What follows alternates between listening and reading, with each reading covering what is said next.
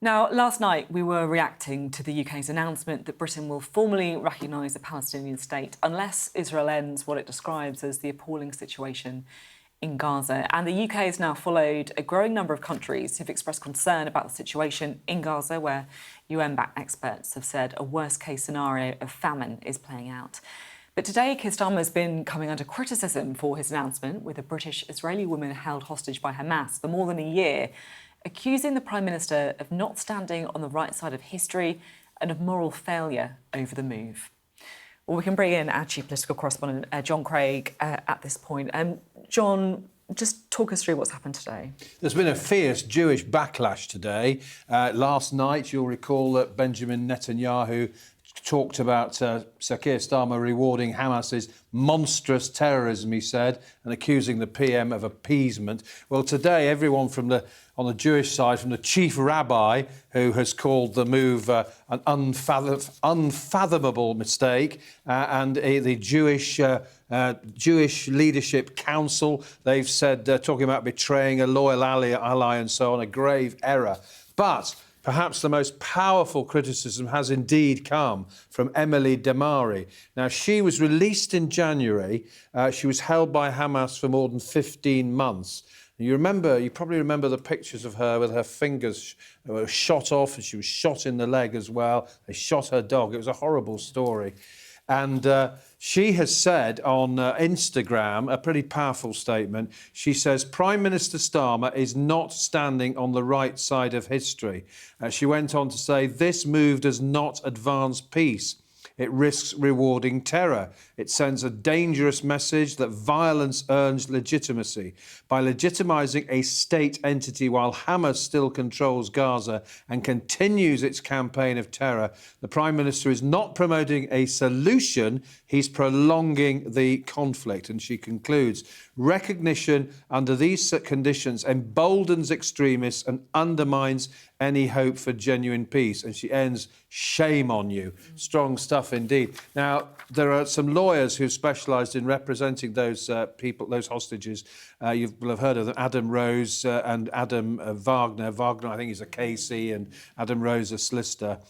They've made a point that was made yesterday by Sir Ed Davey and Jeremy Corbyn, using the hostages as a bargaining chip.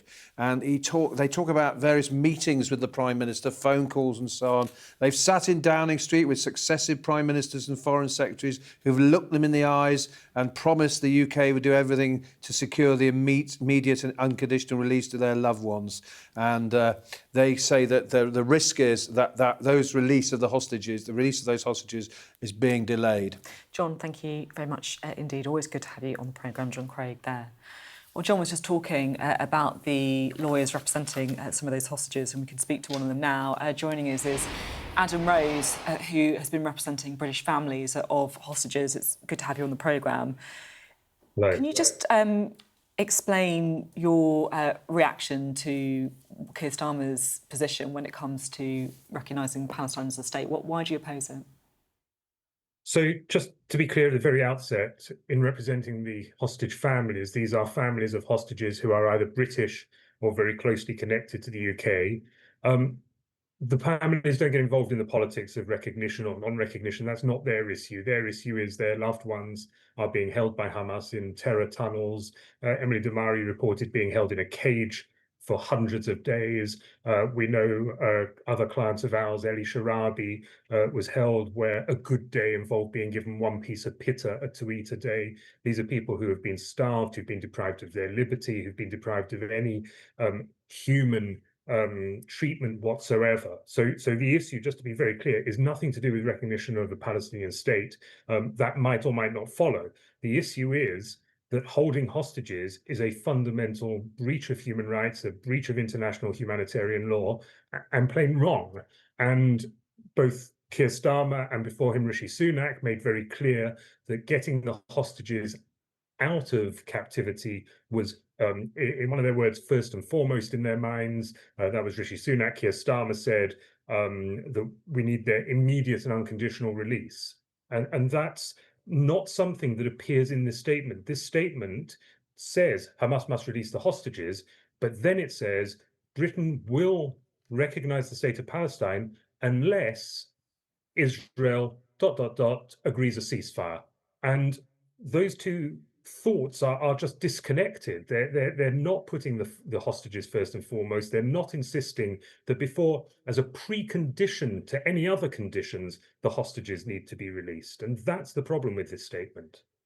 You say that you believe that Keir Starmer risks delaying the release of the hostages because making statehood conditional on a ceasefire effectively incentivises Hamas to keep fighting. Can you just explain? Yes. Explain How that works? Well, Hamas have no interest in this statement in releasing the hostages as a precondition to anything. The only conditions that the Keir Starmer statement includes are conditions on Israel. Israel's got to do this, Israel's got to do that, Israel's got to provide humanitarian support, Israel's got to agree to a ceasefire. Those are the conditions to read from the statement. We're determined to protect the viability of the two-state solution, and so we will recognize the state of Palestine in September unless the Israeli government agrees to a ceasefire. Now, it's not for Israel to agree to the release of the hostages. Israel wants the release of the hostages. It's for Hamas to agree to the release of the hostages first, and this statement does not say that. And you might say, well, you're just being a lawyer and being lawyerly about this and so on. But it's quite clear that if one side of a dispute, and again, not taking sides in this, if one side of a dispute has a, unless you do this, we will do this, and the other side hasn't, something's gone wrong. Can I ask, because you're talking there about the conditionality that comes in Keir Starmer's statement, and I understand that people on all sides of the debate have questioned about why he would make recognising Palestine conditional on actions from Israel, right? If he had just said, we are going to recognise the state of Palestine, would you have a problem with that? Stripping away the conditionality? Well, yes, because I think before anything can change in relation to the status quo, the position that we are in at the moment, the hostages need to be released. That is the fundamental wrong that has triggered all of this. I absolutely, by the way, I just want to say, I absolutely understand that is the fundamental wrong that has triggered everything. I completely accept that. I guess what others may say is that Labour have supported a two-state solution for some time now. Why would they not recognise Palestine as a state?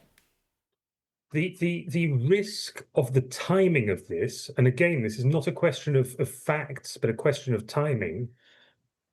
Hamas is holding 50 hostages. We believe 20 of those hostages are alive. One of those who is alive is Avinatan Or, whose mother is British. Another one of those hostages is Yossi Sharabi, whose extended family is British, whose brother was released emaciated from the tunnels, whose sister-in-law and two nieces were murdered on the 7th of October. Those 50 people need to be released before you can start giving reward to the people who've taken those hostages. And what's interesting is in the statement... I guess it's important to say it's not just reward for the people who've taken the hostages, although I understand the arguments around that. It is also, we're talking about people in Palestine and people in Gaza who are, many of them, starving, dying, right?